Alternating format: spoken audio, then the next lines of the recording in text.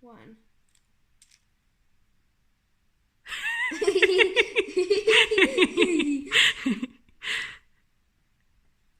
Well, that's nice. Extra layer to the back so I can, so it's more possible to hold it without interrupting it. Let's do this. Doesn't work. Nope.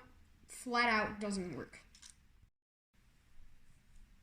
Okay, so I have attached a wheel to the middle joint, not just to the bottom joint. So now let's So let's try it. wait a sec. I'm holding the axle from the back. Okay, I'm gonna need to do this. And go. Well, that's at least progress from our previous thing.